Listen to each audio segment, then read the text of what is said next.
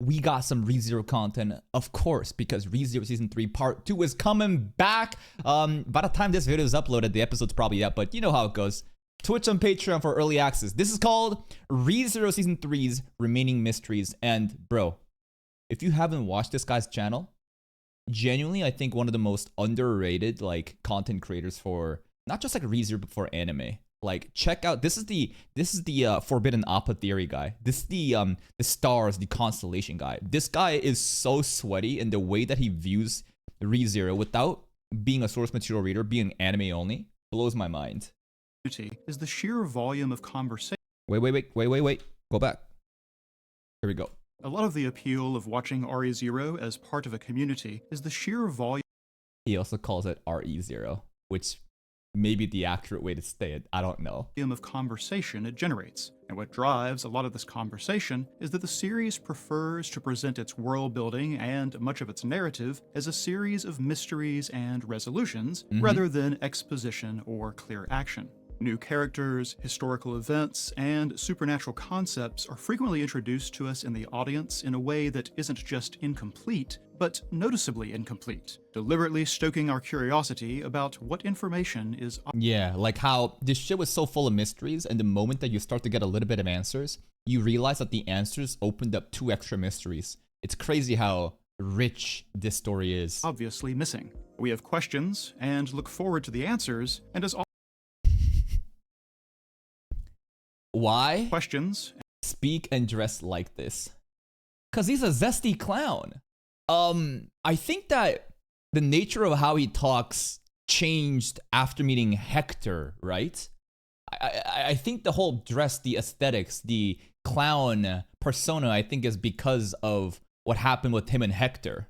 And look forward to the answers, and as often as not, those answers just raise further questions of their own. I'm Theta, this is Nearly on Red, and I'm working on a big update to a video I made back before Season 2 called ReZero Remaining Mysteries, in order to collect all the new unknowns that Seasons 2 and 3 have added for those of us who are anime-only enjoyers of the series. Me. But since Season 3 has this 2-month pause, I thought I'd collect the mysteries generated by the first 8 episodes. Let's go. And supply some additional questions or possibly related information for each one. I expect a lot of these to be cleared up in the second half, but knowing this series, it's a sure bet that not all of them will be.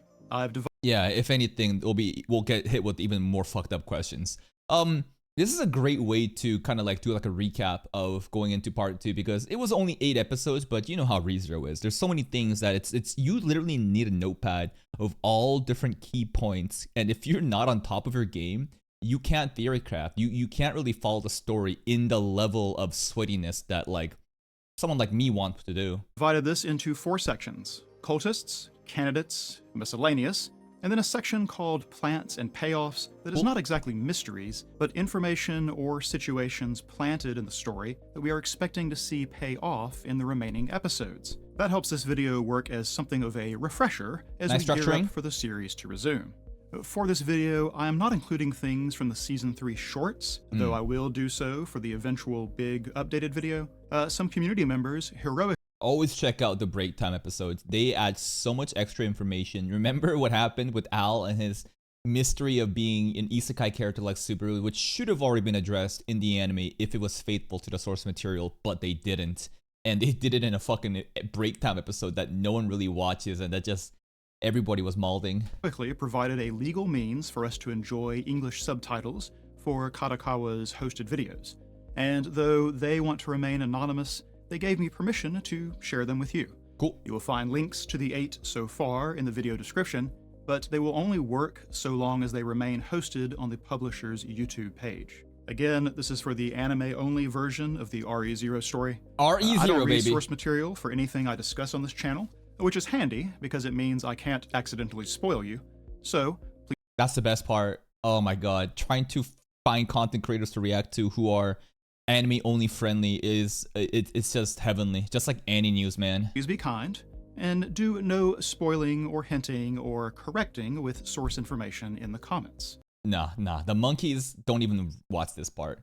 The people that needs to hear this part has already skipped ahead because they don't care about the intro. They have the attention span of a fucking goldfish. And because they're so devoid of anything fulfilling in their lives, their only value is from trying to gatekeep and flex their source material knowledge, and will hint and spoil everybody in the comment section, and that's all they live for. They are truly the cancer of the fucking YouTube comment section for anime reactions. Thank you. Now, let us start with the bad guys. The first mysteries come from what the cultists are after. Are they the bad guys though?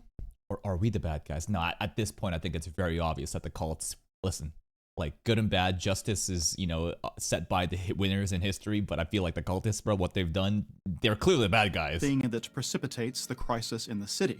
Why do the cultists want the witch's remains? It turns out to be Typhon, who is caught in the city. Brilliant pronunciation of Typhon. I will not call her Typhon. He's trapped, the Witch of Pride. Does that have anything to do with what we learned from Petaljuice about there being no Petaljuice? How are you gonna say Typhon and then not say Betelgeuse? Petaljuice? Archbishop of Pride? Are the remains of the witches necessary to do whatever it is that makes one an archbishop? Which I presume has at least something to do with the witch factors. That's an interesting point, because currently the seat of Pride is empty. It's never been fulfilled though. Like the position hasn't filled before. It was directly confirmed in the cut content, or like the extra like web novel content that we do from Witch Cultist stuff. I remember remembering reading a passage saying the seat of Pride was occupied until recently, and it's empty now. Now, because of that, one could assume that they're trying to extract the, I don't know, use the remains to get the witch factor of Pride.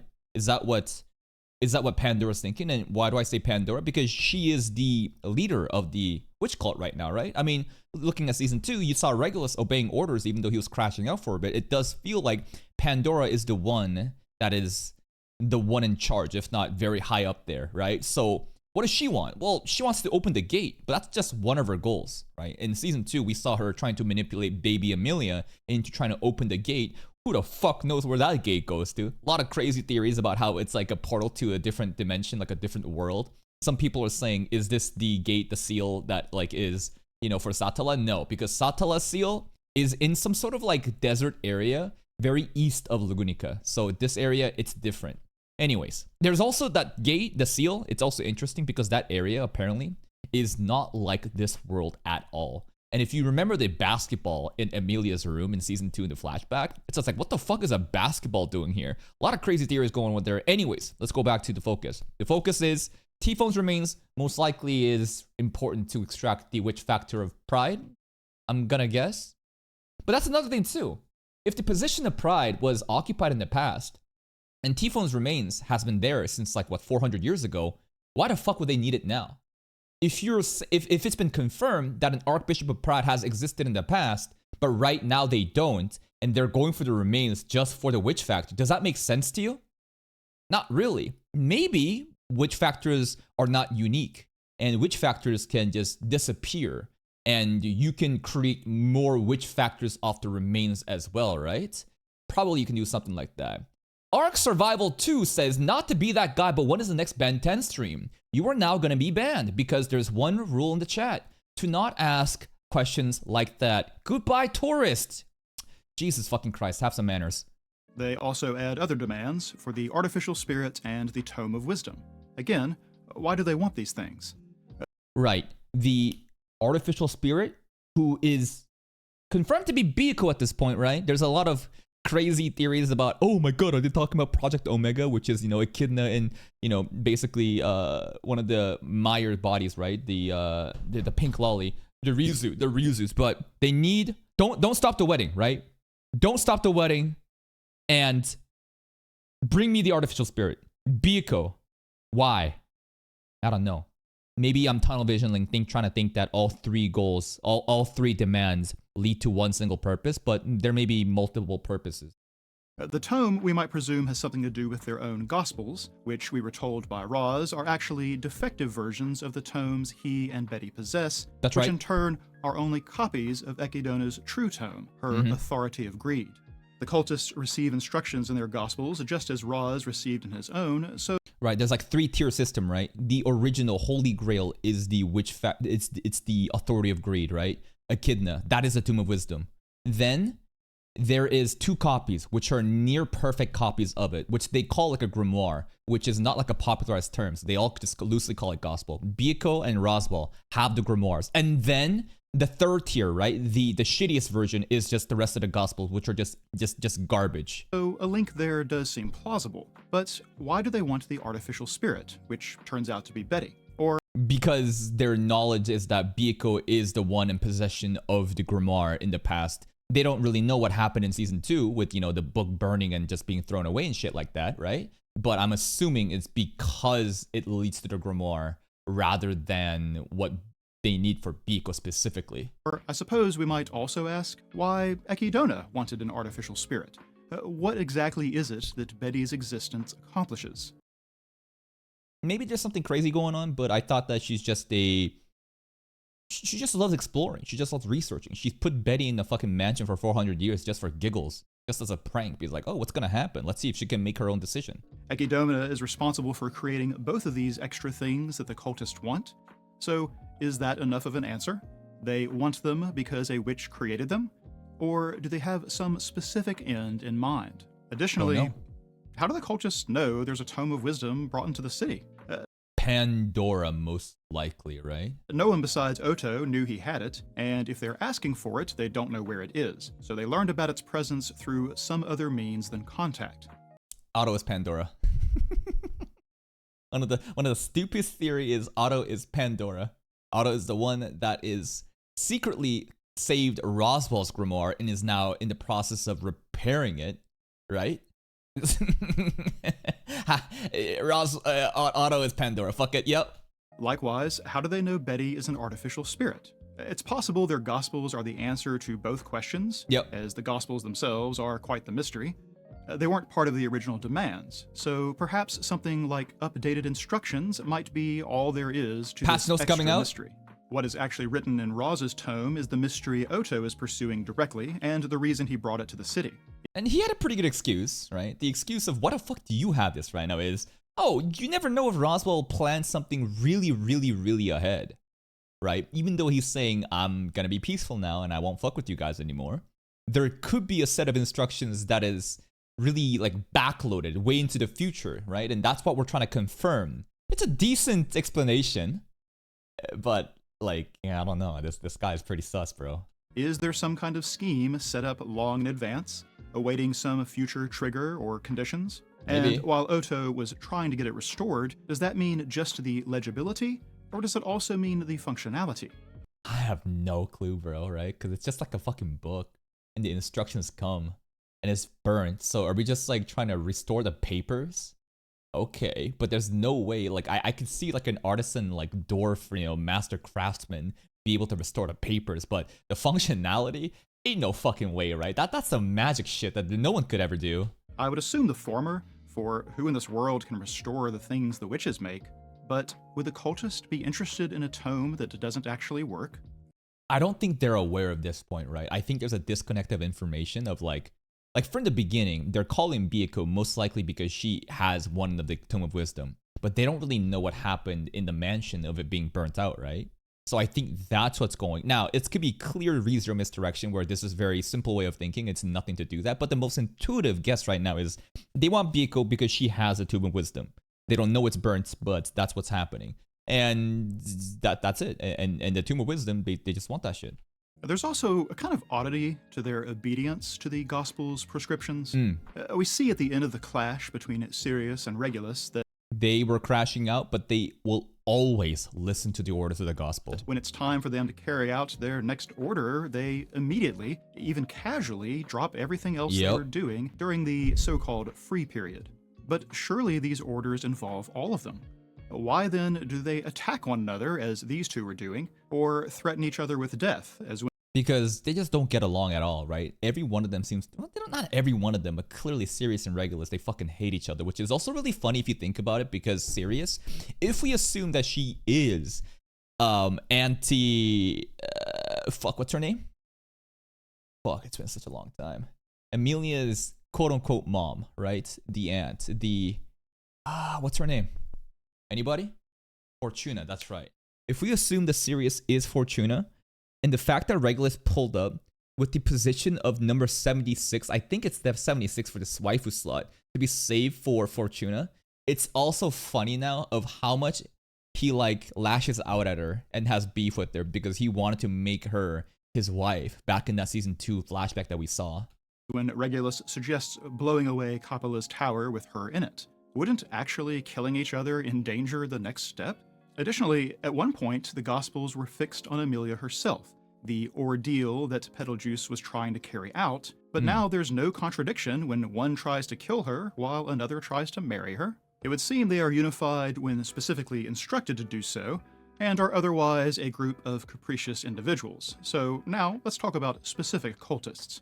I think it's just at the end of the day, they're free to just behave whatever they want, but at the end, but they must listen to the orders of the gospel, because I'm still gonna assume Pandora runs that shit, and they're just still, their faith in the cult overrides anything personal beef that they have. We have met two, and we could probably use this to our advantage and make them fight against each other rather than trying to take each other out, right? Maybe not, because every matchup has already been decided as we go into part 2, but it'd be really cool if we could just make the the cult members start to take each other out. Perhaps 3 new ones, the first of which is Sirius Romana Conti, though whether she should claim that full name seems a matter of debate. She seems to have just taken the name because she's obsessed with Betelgeuse, right? Her appearance demands our attention in multiple ways. Why is she almost entirely wrapped in bandages? My guess is because she's burnt, all frost burns, because if we assume that this is Fortuna, then what happened to her at the very end of the trial flashback we saw? Emilia went berserk, and Fortuna was seemingly just on the ground, covered by the ice and snow, as we see, Betelgeuse laughing. And the episode title of that, I think, is like the first day Betelgeuse laughed or some shit. Not the first day, but something about Betelgeuse's laugh, right? And Pandora, they're walking away. My guess is Pandora then, pulled up after and says, I'm gonna pick Fortuna up too. The one eyelid we can see appears burned, and so maybe the rest of her is as well, and it's no more complex than that. But those bandages also obscure the other mystery of her appearance. Very unique features she shares with Emilia, Satella, and Fortuna. The same distinctive iris and pupil, the same silver hair, and we can tell from the outline that she has an elf's ear shape as well. From Emilia's memories in the first trial, we saw a whole village of elves, and it's gotta be her. But here's the thing with ReZero, where simple guesses and the most intuitive one is often just a misdirection because Tape likes to troll. She and Fortuna were the only ones that looked anything like that, which raises a rather terrible possibility that this may in fact be Fortuna's body, and the bandages prevent Emilia from recognizing it. At least for now. After all, even the dialogue that was used between Sirius and Emilia when they were fighting against each other, it's so ironic because everything that Fortuna praised Emilia, her features, everything about her, Sirius basically shit on her, right? It's like parallels. It's like two sides of the same coins. Clearly they're hinting so hard that this is Fortuna, but is it really? Juice was a spirit inhabiting bodies, and perhaps Sirius is the same. We also had the concept of corpse soldiers introduced this season, adding yet another. There's a witch who was only by title, not an actual witch. Something like Sphinx, right? That had these necromancy powers, and that's why all these cult members seem to have all these fucking dead people just spawn up. Possibility. Sirius even makes a comment about maggots that just keep coming back when she burns them, which sounds like a problem an animated corpse might have.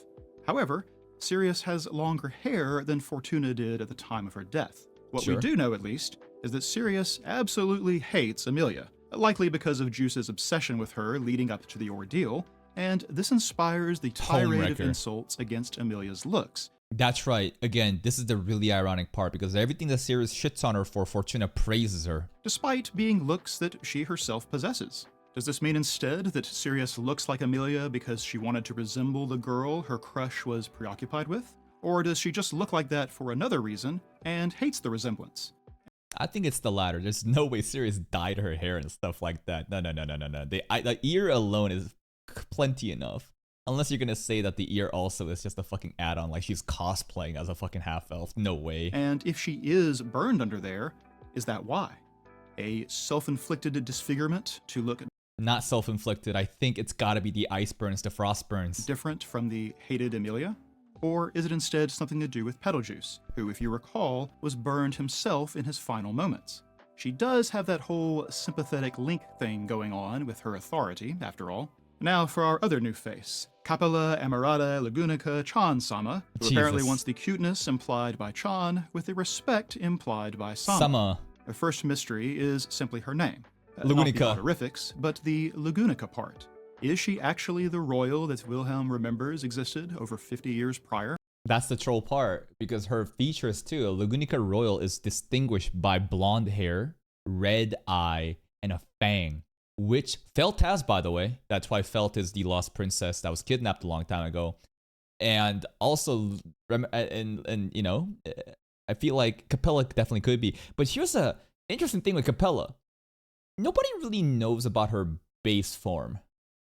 There is nobody that truly because she can shapeshift. She can change her body at will. So who are we to really assume that what we see Capella with the blonde hair, the red eye, and the fang as a lolly, is it really her base form? Could be trolling, man. Although she's a shapeshifter, what seems to be her default appearance is of a much younger girl. But is that itself a clue? Her blood seems to have dragon's blood in it, which we learn is one of the 3 gifts the dragon bestowed on the royal family. That's right. The other 2 being the dragon tablet. They have like a dragon iPad. And then the covenant. So that does lend some credence to being the same person. The said blood was a regenerative curative. So does that explain how she got to this state? She wanted to remain young-looking, cute, someone a Chan honorific would suit, and then took in the blood towards that purpose? She does have that whole argument she lays out with Subaru about how one's capacity to be loved is limited by their appearance, and it does have quite the bitter edge to it. Now let's go ahead and talk about her cursed blood in this section while we're at it. She does the same thing to Subaru and Kruge, but the outcomes are quite different. The Kruge becoming disfigured seems like the goal Capella was driving at, so the mystery is why Subaru turned out differently. Because it was on his leg, not his face. Are we talking about how much he's impacted, the fact that he is conscious and moving, and pretty much like, this is honestly kind of a buff, because it's just regens now, and apparently he doesn't really feel pain anymore. Why did Kruge get completely knocked out? I just kind of threw it off to Subaru just not sustaining the same level of injuries that Kruge had. Maybe it being impacted onto the face, you know, hurts them way more than being touched on the leg. There's also Subaru, you know, quite time after time, we've seen whenever Subaru, like, and when he got hit, like, remember the whale debuff in season 1? Remember the arc 3 part of where, like, the whale used some fucking, like, debuff and everyone else is impacted, but Subaru wasn't? And that's just one example of how, because of Subaru's association with the witches, he doesn't really suffer the same sort of, you know, like attacks, right? Or the fact that he can remember Rem even though everyone else has forgotten. But this is a dragon's blood, right? Even though Capella herself did it, I feel like this has less to do with the association with the witches, but more to the fact that he's already been cursed before, and this is kind of like a built-up immunity. We get to see even like a scene with the Wolgarms, right? The Olgarms, the basically the Hellhound dogs, right? That we fight in Arc 2. And they have cursed Subaru, and we know it's been dormant the entire time because the curse is still there, but Roswell basically carpet bombed the entire forest so nobody can activate it. And then we see the dragon and the Hellhounds basically like duke it out against each other as if they're fighting for the possession of Subaru. So is there like a built-up innate resistance for the curses? I don't know. Regrowing his severed leg and even the shoe that was attached to it, a leg that now heals instantly, which instead... And there's some, like, there's a lot of parallels with ReZero and the Christianity and the way that the main character is portrayed, because Subaru is basically dying for everyone's sins. You could argue that he was dying due to his own sins in the beginning in season 1, absolutely, but there's also a lot of things that, you know, even the Forbidden Appa theory. And now that Subaru basically can have an infinitely regenerating leg, like, people could feast off of it. People could eat his leg parts, like the way that at church, you know, you eat like a breadcrumb, and this is like Jesus's flesh. You know what I'm saying? It seems more like how the blood affects Capella. We get some kind of hint through imagery that there might be different curses fighting inside of him, the leftover Maw Beast curses from That's Mei-Lee's right. first attack and Arc conflict 2. with the Dragon Curse. But honestly, Subaru is kind of a mishmash of magical forces at this point, with the Sloth Witch factor and whatever link he has with Satella that enables return by death. A stranger mystery is why he can take this cursed blood from Kruge through That's right. He literally took it. No one else could. But him, he's able to take on and take away the curse. Why? What's so special? Is it just the association of witches? Is it the fact that he already has 2 curses in him? I don't know. touch. Why does it work that way? And is his now transformed arm also able to heal like his leg? Probably, And right? what would have happened if he had taken all of it from Kruge? I don't If his know. entire body took on that cursed appearance, would he be invulnerable in the way that Coppola seems to be? That would be a crazy buff. Maybe not the buff that we would want. I can already imagine, Super being tied up and being tortured where he's slowly regenerating and can't die. That'd be really messed up. I'm sure Tappei will do something like that in the future. That would be a heck of a way to lose the power of return by death, of finding himself unable to manage the whole death part. Yeah. Speaking of invulnerable, what exactly is Regulus's power? This one is kind of interesting because we're watching Toru right now, and there's a character named Accelerator who seems to have basically like Regulus's power, if not better. It's the concept of vector control. Fancy words as in you can basically control atoms at will, forces. So like anytime you see Regulus do something, like if he kicks the ground, like a pebble will shoot out like a fucking rock. It's like him accelerating that pebble, and the forces are just like being multiplied outwards. Right, I think that he also has, the auto. Even Accelerator also has the auto guard, right? The Mugen that we see in Jujutsu Kaisen that Gojo has, right? Regulus also has that, but although he has to think about it, right? So in terms of his powers, it kind of feels like he has that vector control. You know what I mean? Nah, it could be completely different, but it really, really reminds me. Anytime that I see him using his powers, it's just, is that Accelerator? I don't know. Another really confusing part about his powers or his being is that he doesn't seem to take any damage. We see his like neck get twisted around when he is caught off guard and can't react on time to the invisible hand. We see him getting flung around. We clearly see him get squashed by Fortuna. And he comes back unhurt, no damage taken. And the really tricky part about this is that whenever he was getting squashed by Fortuna and the stuff that in season 2, remember Pandora was there. Therefore, anything that we observe could just be a fucking lie, and Regulus actually getting decimated like that never actually happened due to Pandora. That's kind of the really frustrating thing about the season 2 examples. But if we go beyond that and basically just see season 3 content and what Regulus does, right? It's just, I don't know, man. Vector control. Such that it creates impenetrable barriers, but can also accelerate objects at high speed, or twist off an arm at a distance. Vector control. Is this his authority, or is it something else? He appears to need to expect a threat to defend against it. That's right, because this is such a funny frame. He has been caught off guard plenty of times. And the whole like infinite Mugen, the auto guard, is not an automatic thing for Regulus. He needs to be, have the presence of mind to react. As we have examples of Juice, Subaru, and Reinhard able to make contact with him when he wasn't on guard. How's that door taste, huh? There's also an implied mystery around his appearance. We don't yet know exactly. That's right, he's still so youthful. How many hundreds of years back was the flashback in Trial 2? Yet he just exists perfectly. Sorry, this is Trial 1. He just is the same face. Exactly when the events in Amelia's memories of her childhood took place, though we know it's not exactly recent, but Regulus looks identical between then and now. Juice in the first season looks quite haggard in comparison to the one Amelia remembers, so why is Regulus unchanged? There's also a mystery he brings up himself, the former woman who is supposed to be bride number that was Fortuna he's talking about, number 76 position. 79, a position that 79, my bad. he is now trying to have Amelia fulfill. Who is this woman? Fortuna. Why didn't it work out the way he wanted? And what is special about that number such that he wanted someone particular to fill it? 79, I think it could be as simple as there is no deeper meaning. And back then, a couple hundred years ago, he really had only about, like the next slot open was 79. It could be straight up that simple, there's no deeper meaning. But if there is a deeper meaning, I mean, we could go with the whole, like, what is this, 7 deadly sins, right? But then where does the 9 come from? Well, we know that there's 2 extra, sins of old, like melancholy and vanity, right? So that's really the only thing that I can think of right now. But I think that it's really as simple as just that was the next slot empty for Fortuna. He was enticed by the elf look, and because he couldn't get it, he saved that for Amelia. Bro was literally pre-ordering. The man's got a lot of odd idiosyncrasies, to put it mildly, but taking the time to explain all this suggests it has some meaning. And his indeterminate age means those events could have taken place quite some time ago, for all we know.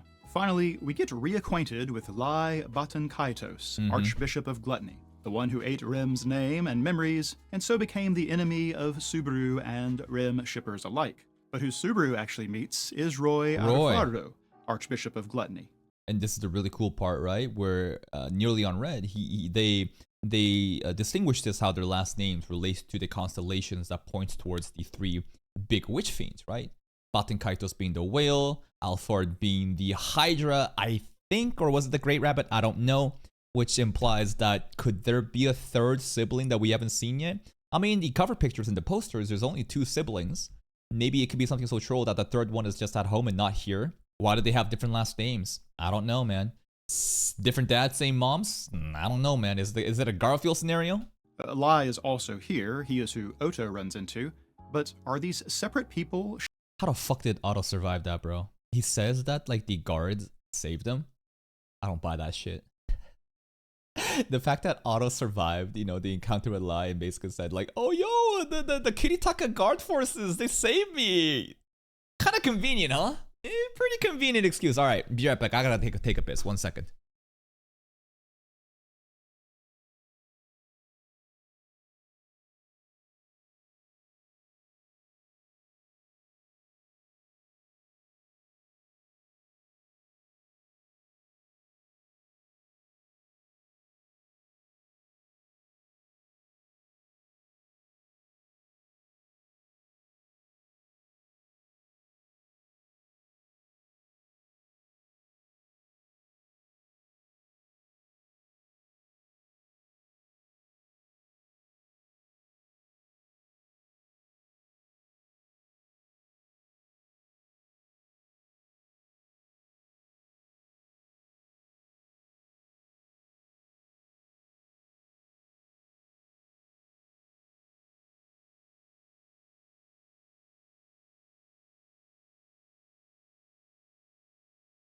All right, I'm back.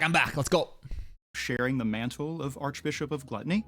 Or a single being with multiple personalities? Or is it something else? Have we seen Lai and Roy in the same room? No. Have we seen them be different places at the same time? No. Interesting, okay. Both of them speak using first-person plural pronouns, which us. might imply some kind of shared identity, but they were dressed differently, with different hairstyles and weapons, which leans more towards The hairstyle's definitely different. The eye color is the same, though. distinct people. A clue perhaps is found in their names.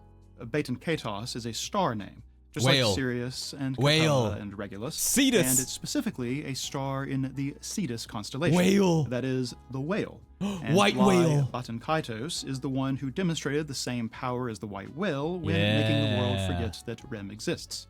The white whale is one of the 3 great mob beasts created by the Witch of Gluttony. This is why constellations and reads are so fucking important, man. Big brain guesses here from Nearly on Red before. And he's the archbishop thereof, so it tracks. Roy then has the name Alfard, also a star, and it is found in the constellation of Hydra. There it is. Remember, the Black Serpent, right? Hydra. This is it. Well, the other 2 great mob beasts are the Black Serpent and the Great Rabbit. Either of those might fit, as the Hydra... Yo, Amelia Frozen Bond was so fucking OP. She was so sick, man. Very sad movie, but dude, even like the snowboarding scenes, Amelia was so impressive in Frozen Bond. monster is like a many-headed serpent, but it can also endlessly replicate its severed head, which is similar to the Great Rabbit's multiplication. True. Regardless of which, this implies a 3rd Archbishop of Gluttony to match the remaining Great Mob Beast. Yeah, but we haven't seen a 3rd sibling or a 3rd persona just yet, right? On the cover pictures, we only see Roy and Lai as well, so The third one either just doesn't exist or they're hiding it. at least if they are separate entities. And perhaps we should wonder if they would have the abilities that mirror the serpent or rabbit, since Lai has an ability that mirrors the whale. True. But this parallel opens up a third option besides multiple people or multiple personalities. What is One it? of the abilities of the white whale was creating two projected copies of itself. True, it basically just separated itself, right? As like an illusion. It's not three distinct whales. It's basically the same thing, but it's just kind of like thirds. Could there be a single Archbishop of Gluttony that has the power to create his own two copies? And this explains the use of first-person plural in Maybe. their speech. Who knows? Well, that's enough about the bad guys. Let us look at the candidate No, the bad guys are more fun. The bad guys are way more fun. All right, let's talk about the good guys. candidates and their retinues. So I was just discussing Gluttony, and in the premiere, the candidates wow. do as well. There's a brief event where Julius's younger brother, Joshua, is He's done. Joshua is done, bro. Nobody has talked about him. Nobody has mentioned him.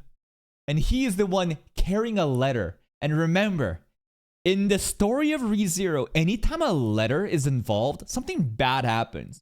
For example, in Season 1, Rem's blank letter that was sent, why was it blank? Because she's been erased. Everything that she wrote in there was empty substance. And another one, in Season 2, there was a letter I think meant to be delivered to Emilia informing her that Subaru was going somewhere else. And in fact, because she didn't receive it, she went all yandere mode. So like, again, we got another letter here. Important shit about, the Gluttony, and Joshua has not been seen or even mentioned by anybody. Bro's gone. Bro's deleted. given a task to deliver a letter to the main gate. A letter implied to concern information about that archbishop. Very important information. He's gone. He's dead, bro. So here's the mystery. What is the status of that letter, and why have we not seen or heard from Joshua since then? I'm so glad that he's bringing this up. I feel like I was going crazy constantly bringing Joshua up during the 8th episode. Nobody's talking about him. Nobody's mentioning it. I'm like, guys, anybody remember the letter guy? Hello? He hasn't even been brought up, though we might assume that Anastasia or Julius at least would wonder about his whereabouts. Exactly. That is, if they remember that he exists. He's been wiped. There is at least one name eater running around in the city, after all. In fact, it leads me to wonder about the situation with Garfield's mother, Aricia, who goes by Liara now because she lost her memories 15 years ago. That memory loss explains why she never came back for Garfield or Frederica, but was it caused by simple head trauma from the landslide that caught? Probably not, right? Probably not, right? The interesting thing about this is the timelines and how old Lai actually is, because I think he's a child, right? He's like 14. I think according to the wiki, I'm not sure about this, but if we assume that he is a teenager, the timing of this incident would not match up, because this is way too far in the past before Lai was probably even born, right? If not, he was like a toddler back then. It just, the timing of this doesn't seem to match. Now you could say that, I don't know, did a previous fucking Gluttony position do the same thing? Well, you gotta notice that these witch factor powers, they manifest differently according to the person's soul. Now it's funny that Subaru has basically the same thing as Betelgeuse, and a lot of people meme about it saying, doesn't this contradict the whole authorities, manifest differently according to a person's soul?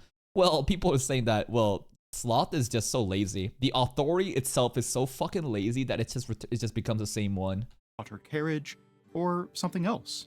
Our name eater is also a memory eater, as Cruz's example demonstrates, and 15 years ago coincides with another event we'll discuss in a moment that may have seen cultist involvement. Garfield has his own mystery. Why is he seeing Elsa haunting him whenever? I don't know. I thought it's just PTSD. Is there a deeper meaning to this? Elsa's apparently a vampire, right? I think there's a couple of videos debunking that, but let's just entertain the thought that she is a vampire. And she bit into Garfield. What happens when vampires bite people? Don't they turn into vampires? No, Garfield's not a vampire. But because of a vampire's bite, has Elsa now just basically placed herself within Garfield through these, I don't know, illusions, these hallucinations where she's constantly taunting him, trying to basically, like, this feels like a Battle Shonen protagonist, like a character that's battling and struggling within like an inner beast himself. I love the direction that the Garfield's plot is going. Whenever he is having moments of uncertainty, We know he wants to be the strongest around, and was in something of a crisis when running into Reinhard, so at least part of what vexes him about Elsa is a suspicion that he won their fight by getting lucky.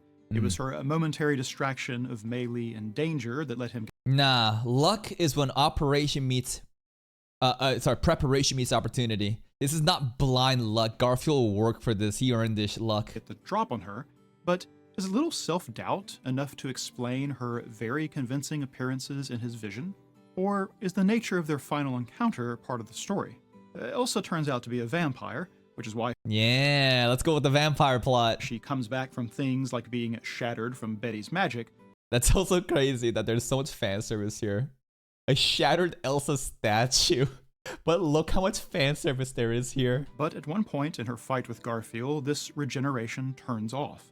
Specifically, it's after each of them bites the other. And while we've never been given any guidance on how vampires operate in this world, biting people for some effect is usually part of that package. Yeah. When Elsa gets That's to what her I'm feet, talking about. she touches her neck where Garf bit her, and it is not healing, which implies that him She's a fucking titan, bro. Nape is the weakness. crushing her moments later spelled her end.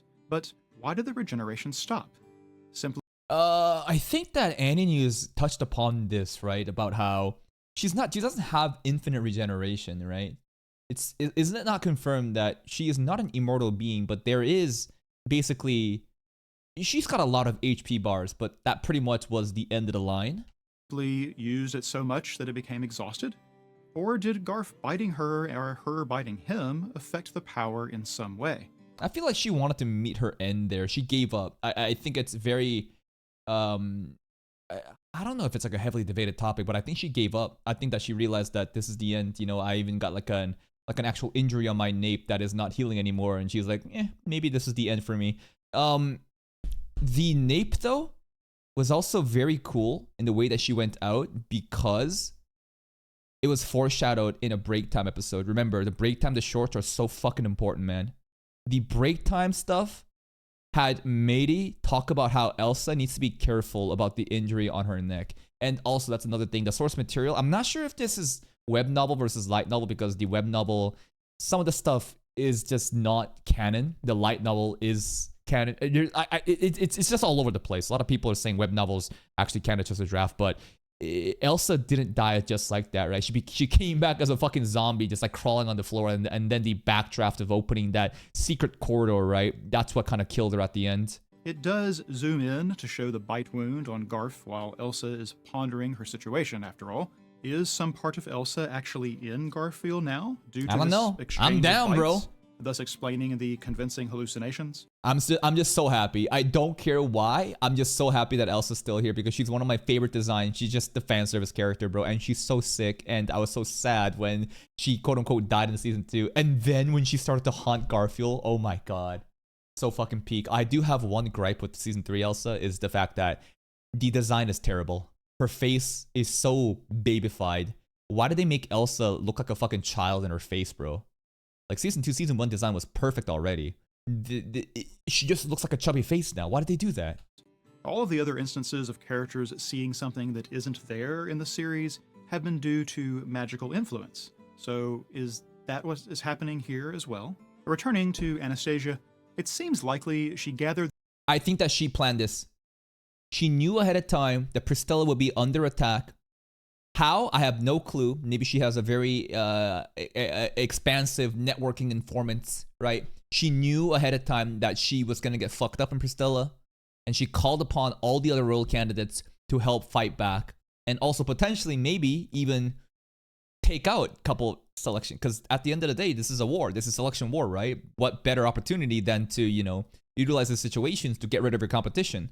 the other candidates here at the same time on purpose, but enticed each separately with different gifts. They were brought together without knowing ahead of time the others would be present. The best part about Priscilla is that she needed no gift. She just wanted to show up because for drama. She just wanted to dunk on them. Did she know something was about to happen in the city?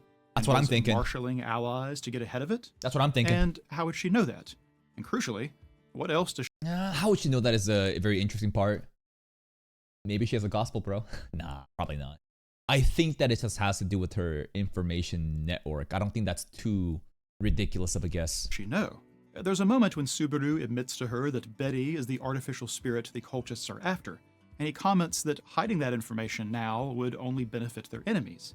Anastasia reacts to that in a way that suggests to me she has something else she could share, and is now pondering whether or not to do so. Nothing in the following committee meeting seemed like it would fit the bill, so I expect she still has something useful to share, but for some reason is Holding not off? rushing to do so. So you got a trump card? We're gonna wait that. Okay, maybe we're cooking for nothing right now, but that's interesting. And speaking of her gifts, another unknown is what she offered to Felt and Company for their attendance. Wasn't the gift? I remember going back to episode 1 and rewatching it and being like for everyone else there's like a specific reason. For Emilia, it was for some sort of new mana stone for to put Puck in, right? For Krush, it was the secret information about gluttony.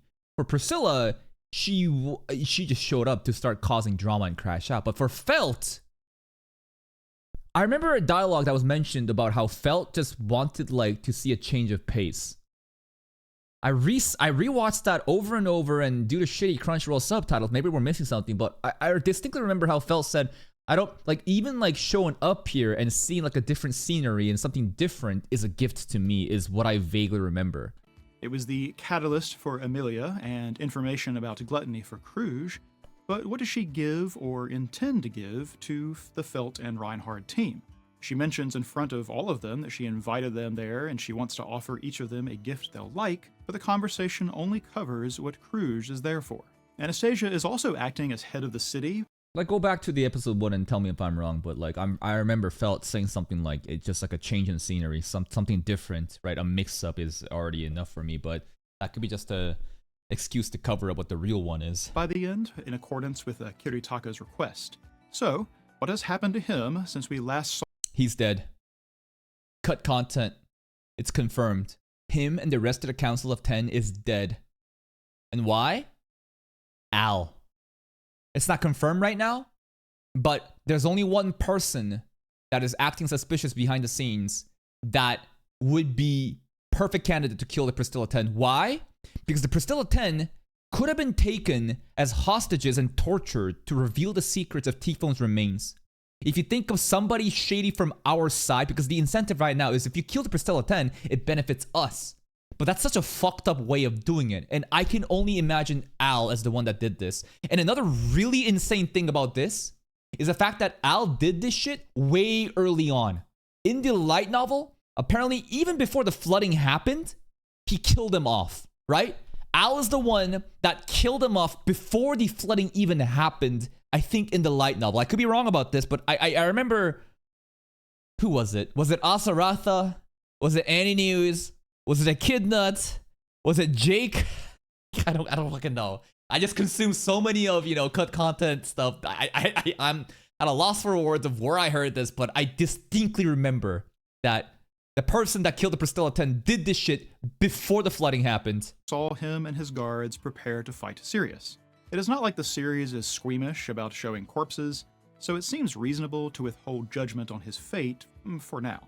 In the other candidate camps, we have a series of mysteries that affect both Felt and Kruj's followers, the Astrea family drama, and the events around Teresia's death. We learn from Julius about a kid. Yeah, there is a shit ton of cut content to remember. That's why this show, bro, if you're not studying it, if you're not constantly refreshing your mind of all these countless points of mysteries and setup and build, it's just fuck, bro. and I guarantee you we're still missing out. I'm trying my best to do the due diligence to understand the story, but holy fuck, bro. I need a fucking an encyclopedia on the side to refer back to. Kidnapped Royal 15 years in the past, and as head of the Royal Guard, Wilhelm was dispatched for the search. In his absence, the White Whale appeared, and though Teresia went to face it in his stead, she lost the Master Swordsman power, which... And I am still gonna theorize that Heinkel set this up. I think Heinkel was behind the kidnapping of Felt. The reason Wilhelm was not present to fight with, Teresia is because he was sent on a mission to recover the kidnapped princess. And why do I believe Heinkel would do that? because I think he's a power-hungry motherfucker that realized that if he could separate these two and have, you know, Teresia gone, then he himself would now have full ownership, power of the assets of the Austria family. I still believe that. Passed to Reinhard.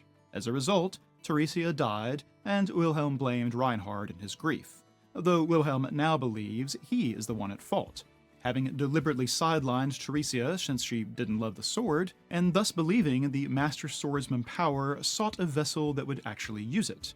And oh boy, does that bring up a lot of questions. But first, is that something a power like that can actually do? Make a decision about when it passes to another? We know about the blessings, right? So blessings, how are they received or created? There's this entity, this abstract entity known as Odlagna, right? Which is like mana, magic itself. If you've seen Fate, it's kind of like the root, right? It's like this omnipotent thing that has a mind of its own and grant blessings and stuff like that. And we also know that blessings, some of them, right, can be transferred in like a family, right? You can inherit blessings like that. So they just believe that Von Austria family line is the most perfect one to have the sword master, you know, the sword saint blessing be passed down, I guess, right? Maybe there's something beyond this. Maybe there's a secret deal of why the Von Austrias, you know, monopolize the sword saint stuff. I don't know. Or just have some kind of automatic trigger apart from the wielder's death. Because there's another question that crops up in the latest episode, where we see Reinhard effectively... Yeah, he's dialing up. He calling Odlagna saying, hey, daddy, can I have a new blessing? Can I literally create one? The one that I need specifically right now? You got it, sugar baby. Download a new divine protection in order to analyze Liliana. Yep. Subaru is the only one surprised he can do that. But the question is, does that ability come from the Master Swordsman power, or is it just something Reinhard himself possesses? Something Reinhard himself possesses. I think this has nothing to do with the Sword Saint status, but rather Reinhard himself being an anomaly. He is blessed by this world. He is a creation that is different from all other things, and Odlagna recognizes it. Therefore, I believe that's why he can just call up and just receive these powers on his whim. I think that's what's happening. And if it's the latter, does it mean he could have downloaded the Master Swordsman power from Teresia, rather than whatever it is that Wilhelm believes happened? That's an interesting thought. But I feel like Reinhard himself doesn't need to download it, but rather is already such a competent and a capable person that it was just logical that he would receive it. The reason this seems like a possibility to me goes back to Wilhelm's reaction to the wound he sees on Mimi. Okay. He believes it is due to the divine protection of the Death God. Grim Reaper, and yeah. seeing the wound seems to be why he initially suspects Teresia is resurrected. That's right. His reaction when crossing blades with the female cultist indicates someone confirming a suspicion, It's not Teresia. making a discovery. Why did Wilhelm get a slash from Teresia, though? That's the thing I don't understand. I make a lot of funny jokes about how Wilhelm's a terrible fucking husband that never even told Teresia I love you in person, therefore Teresia hated him and just slashed him up. I mean, they were dueling all the time, right? Maybe it's just like an accidental wound during a spar. I don't know, but it's odd that he has an injury on his shoulder. That suggests that this Death God ability is intrinsic to her, not something that got passed to Reinhard with the Master Swordsman loadout. Now, maybe that's wrong, and the Death God thing is a byproduct. I feel like not every blessing is the same in the way that they get inherited. I feel like the Sword Saint title is something that does get inherited, right? But the Death God one may not be the same type where it just continues to flow between, you know, next lineages. Product of them being corpse soldiers, and Wilhelm is recognizing something else. But if it was something Teresia possessed in life, then it would certainly explain why she didn't love the sword, knowing that any wound she causes would be permanent. True. At least if it's one of I never thought about that from a story standpoint of why she rejects the sword, and brilliant. the automatic divine protections.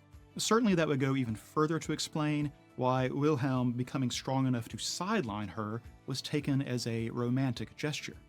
Whatever the truth here, all those things happening at the same time 15 years prior seems way too convenient to all be coincidence. So, who set this in motion, and what was the intended outcome? 15 years ago, this is Heinkel shit, bro. I straight up, I believe that Heinkel is the one that set up the kidnapping to separate Wilhelm and Teresia in order for him to take over the entire Austria family. Exciting event is the kidnapping of the royal, and although Julius does not actually specify whether they were recovered, I think we can presume they were not. It's Felt. And we can probably assume who the kidnapped victim is. Or at least we have a leading candidate. When Reinhard runs into Felt That's early in the right. first season and sees the insignia glow in her hand, he immediately She's the asks chosen her one. name and age. And her answer being 15 and not having a family name. Right. It's not the fact that she's a chosen one, because, you know, the chosen one is, you know, just kind of it's just RNG, I feel like, right? Maybe not RNG, but the chosen one, it's not that. It's the fact that she has blonde hair, red eyes, a fang, she's 15, and she has no family name. She's an orphan. It's the perfect candidate to be the kidnapped princess. Only spurs him on to take her into custody. He plainly has a specific person in mind when he's asking these questions, and then becomes the one backing her for the selection process. If she was the royal whose kidnapping caused his family such grief, then his enthusiasm towards supporting Felt makes a world of sense. It must seem like he is putting past wrongs to right again. Does he realize that, though? Does he? I mean, Ramji also had a conversation with Reinhard, and this is from a side story. They were in like a little carriage, and Ramji had a conversation with Reinhard talking about the events of the kidnapped princess. So yeah, this could be Reinhard's own way of like redemption for himself. I don't know. But is this the truth of it? If Felt is a royal after all, then what about the dragon's covenant with the royal family? Shouldn't it still be in place? And how exactly did she come to be living in the slums with old man Romji looking out? Because Ramji was involved. Remember, Ramji knew exactly in this arc 3. Remember the royal selection where Subaru was crashing out? Ramji also was there. Remember? Ramji was there beneath. He knew secret passages in the kingdom. Why would a random dude know of these things? Because I believe that Ramji, straight up, was a manservant, bro. Rem Ram Rom. ReZero Rem Ram Rom. Let's see if I can bring up this image. Come on. Yeah, here it is. Okay, this is not this is, I think, fan art, but there is official art. This one is fan art. I can't find the one that I'm talking about right now, but there is official art illustration of Ramji wearing made out. Oh, here it is. Is this official art? I don't know if it is actually, but regardless, right? Let's just have fun with this. Don't you think that maybe Ramji was like a fucking servant, bro, back in the day? And he was involved with the kidnapping to save Felt? I don't know. It just, to me, why not? Why not, man? Why not? Let's go with it, bro. Let's go with it. Out for her. At the very least, Romji knows something about her origin, as he expressed some dismay to learn that she got involved. It had with to the be in Austria. Australians. It might not be dismay, but rather like confidence that, hey, at least it's in Austria that's taken over. Indeed, he knew how to sneak into the throne room. Exactly. How did he know? Why would he know? Unless he worked here before. Makes me wonder if he wasn't the one who kidnapped Felt in the first place and ended up raising her instead of whatever he was originally supposed to do. I can see while that. We haven't seen any images of the royal family to this point, we have someone at least claiming the Lagunica name. Putting Coppola and Felt side by side, we might believe they could be related. Remember, Capella's eyes are more pink than red. There's also another character which has always been in front of me, but I never realized. And her name is Priscilla. You know Priscilla, right? And the interesting thing about Priscilla is the fact that she too has these features that kind of is Lagunican, you know? And what is that? It's the blonde-ish hair. It's more orange here, right? It's definitely more orangish, but orange blonde, red eyes, but Priscilla does not have a fang. The fang is very important. So, does she have partial Lagunican blood? Why does she resemble them so much? Or maybe there's nothing more to it. But I feel like a show like ReZero, you know, I feel like there's gotta be something more to it, man. Related. But whether or not any of that is true, what was the original kidnapping about? And how much about the timing of the whale's appearance and the passing of the Master It was all planned by Heinkill. Swordsman power could someone actually plan for? It suggested that the white whale appearances and cultist activities often coincide, and Lai outright calls it a pet. So the witch's cult strikes me as at least part of the answer to who was behind those events.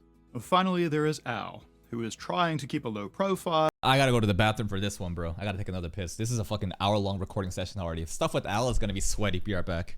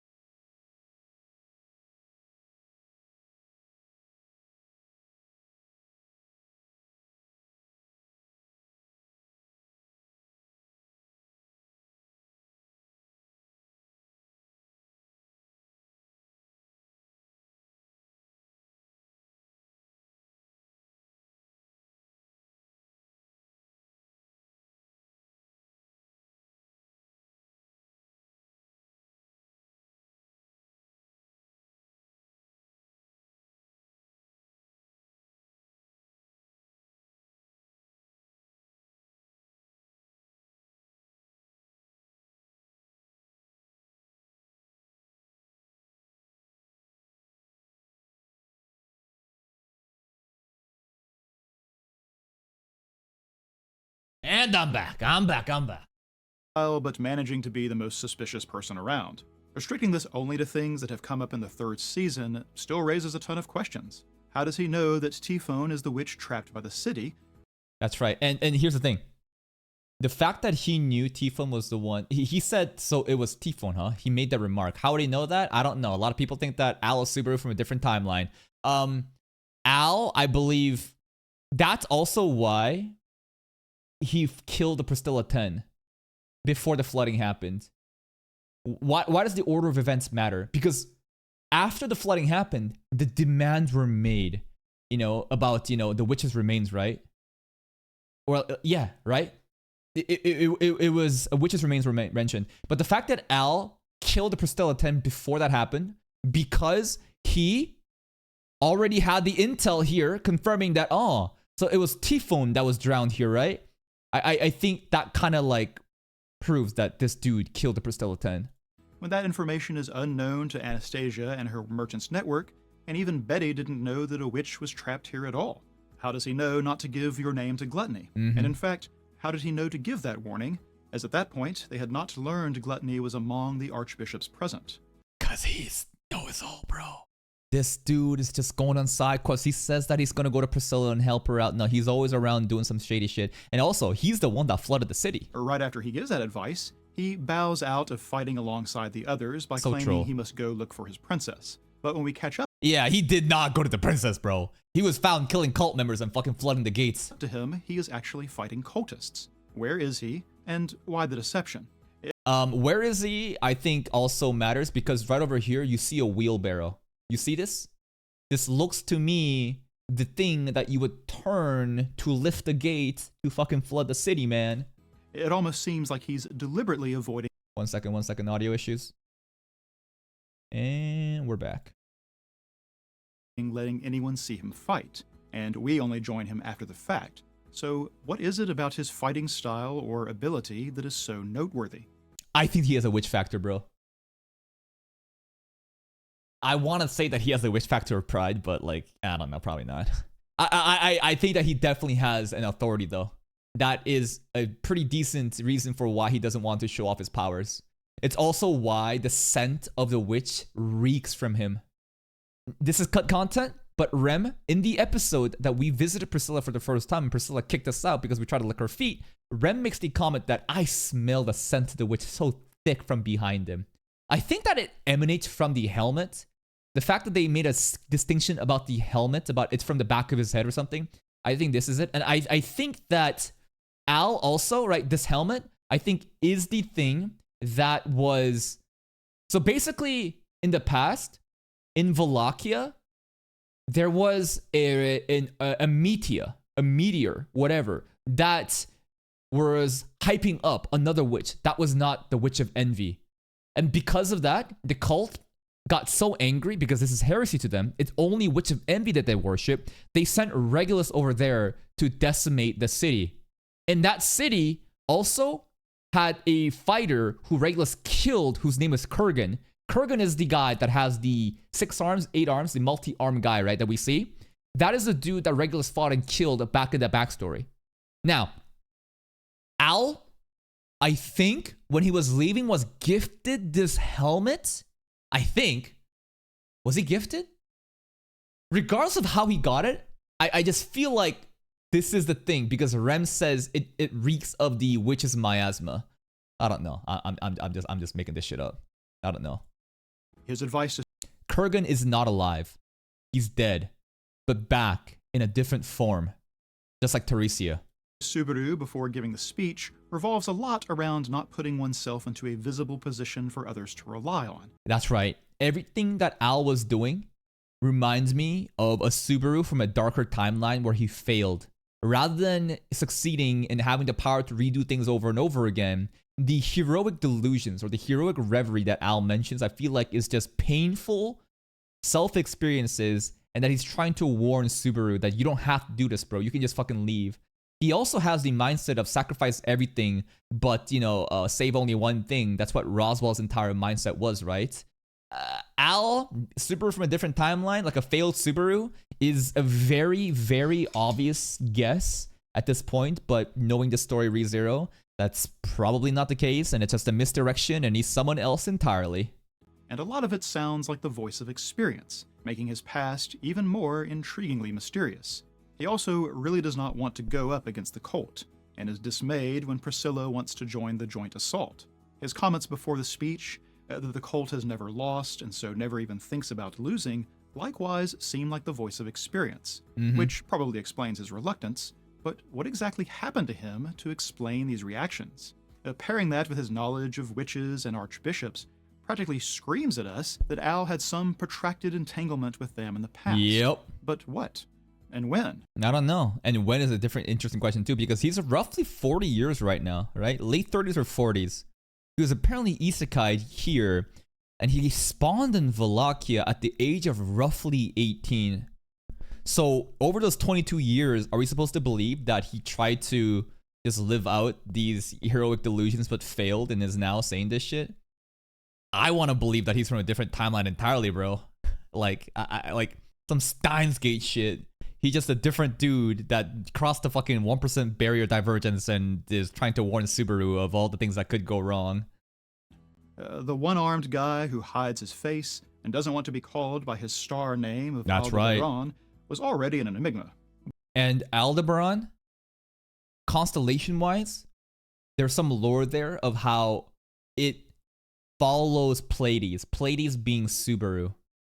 Al follows Subaru. There's like a connection there, right? But now, he's one of the most mysterious people we've come across in the whole series.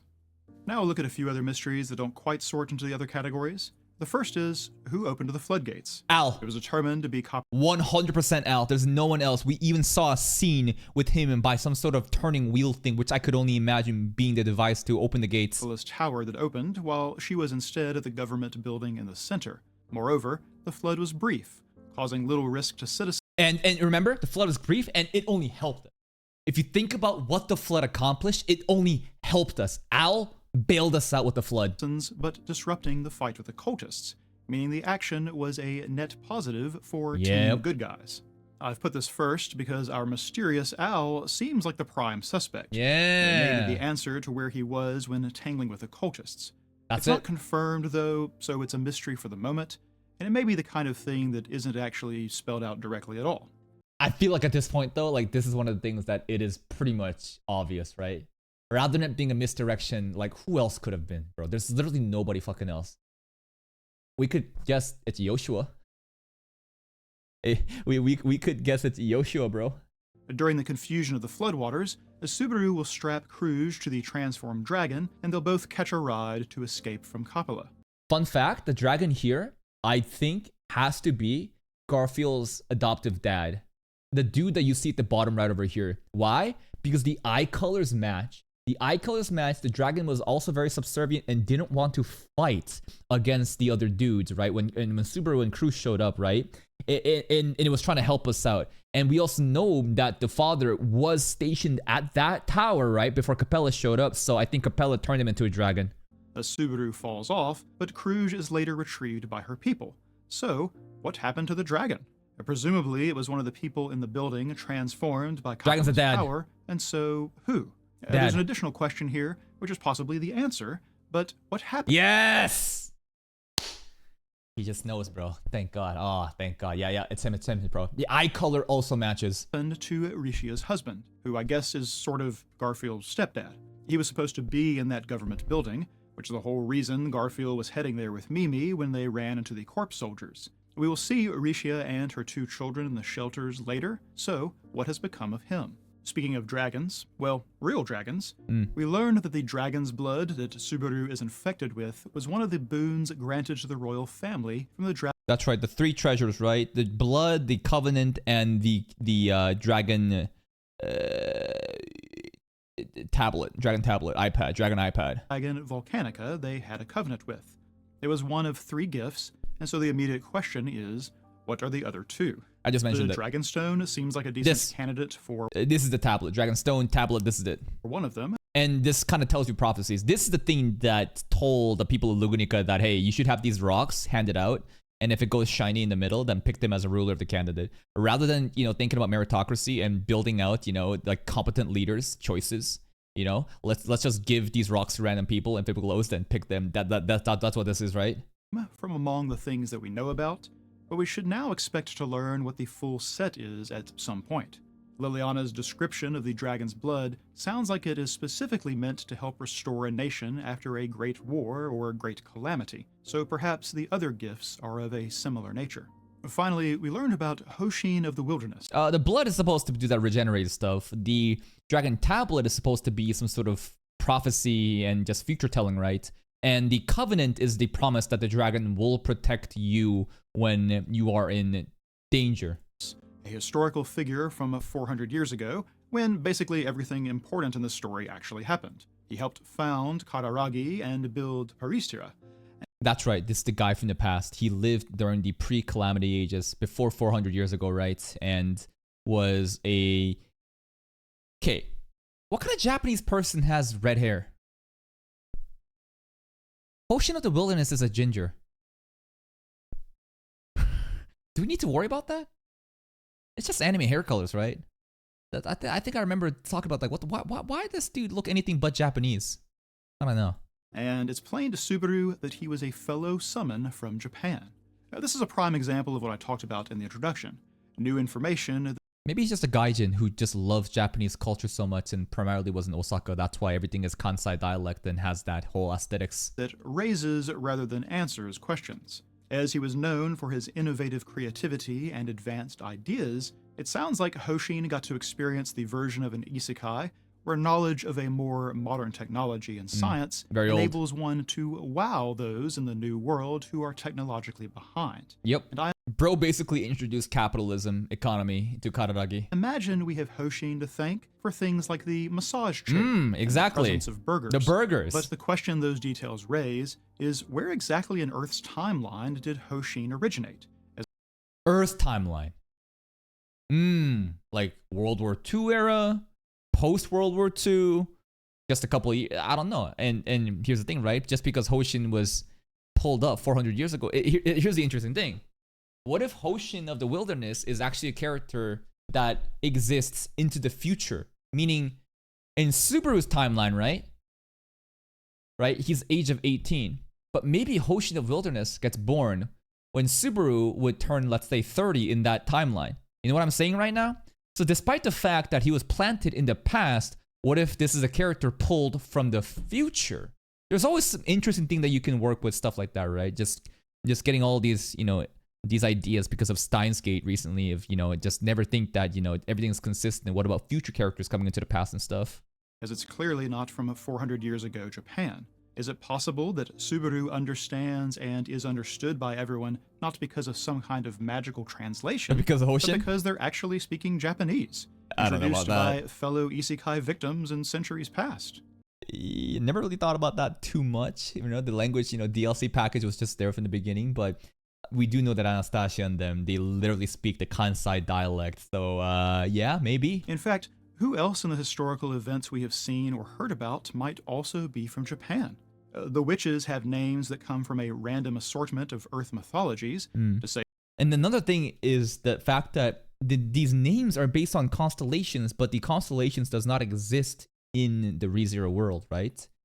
Like, straight up, like everything about Pleiades, Betelgeuse, Cetus, Baten Kaitos, whatever, that's Earth stuff.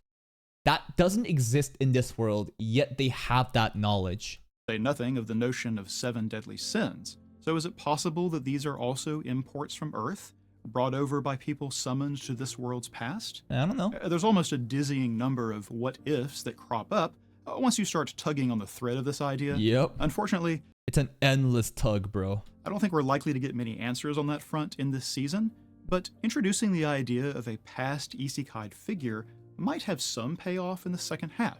So let's look at some other examples. Okay. For this last part, specific to the story in Season 3, I have a list of things which are not exactly mysteries, just information we have been given we might expect will matter in the second half, or situations we expect to be resolved. These things are planted in the story and our awareness, and are awaiting their payoff. For example, foreshadowings. Betty is catatonic due to exhausting her mana. She's a rather useful drill loli to have around, so we might expect some effort might go towards getting her that mana if their original plans don't work out. The really terrible part about this is that it can't be any other mana. It needs to be Subaru's mana, right? If it was so simple to just inject her with mana and she's back up, she'd be back up already. But that's not the case. It needs to be from Subaru, and we know that Subaru just kind of sucks at being a battery, right? He's just a terrible, his gate's broken, bro, just has nothing. Mimi is also in an incapacitated state, and her siblings are reduced because of it, so surely lifting that curse will be someone's priority. We know that Subaru and Oto ran into 2 different versions of the Archbishop of Gluttony, but because people seem to shy away from speaking their names, they do not discover the discrepancy. As such, we expect a moment when this realization strikes, and perhaps expect the oversight to cause a problem of its own. Yeah, I can't wait for Lai and Roy to literally exist at the same time. I need to have that confirmation. Back in the premiere, we learned a lot of things about the city, and most of them have come back up again, such as the 4 towers with water gates or the broadcast media. But one thing that hasn't yet impacted the story is information about the water magic stones which control the flow of water in the canals. We are even shown which tower houses this apparatus. So with that much information, I think we can count on someone putting them to use. Flow of water. Maybe to prevent the flooding from happening? I'm not too sure. I am expecting Subaru to die by drowning. It's been a while since he's died, and I feel like it'd be a waste of an opportunity to portray what death by drowning could be. I feel like Tappei really loves putting Subaru through these creative, different, possibilities of dying, and, like dying of drowning, I think would be like a perfect way to do that. Emilia was also lured to the city in the first place due to the catalyst that might let her recall Puck from wherever it is he's disappeared since the end of events in the sanctuary. These were in Kiritaka's possession, and they were negotiating over them before Subaru screwed things up. And Kiritaka's dead now, which means we can just take the stones. I don't know. Can Puck make a comeback? Will Puck show up and save the day rather than being a deadbeat? But whether or not Kiritaka still lives, those gems are probably kicking around here somewhere or another. Puck would certainly be useful to have around right about now, but if the gems have something to do with spirits, then is it possible they could do something for Betty? Our candidates and their champions were carrying out a simultaneous assault on the towers when we paused the season, but the assignments weren't arbitrary. In particular, Reinhard was steered away from being in the Kapala strike force, even though it's probably... Reinhard's existence prevents magic users from using magic. Isn't that hilarious? He pulls mana so hard, he needs to be isolated away. So him being with Subaru is actually perfect. The toughest fight. Doesn't that mean Emilia kind of gets nerfed due to Reinhardt's presence? And I don't know how important that pulling of mana really is. Because Wilhelm is trying to keep him from finding out about... But I think Reinhardt can manually control it. Because in Season 1, Episode 1, it was already hinted. Sorry, Episode 3. Reinhardt versus Elsa. Remember that scene when Emilia's healing Ramji? And basically Emilia is saying Reinhardt can't go all out right now because I'm utilizing the mana in the atmosphere, right?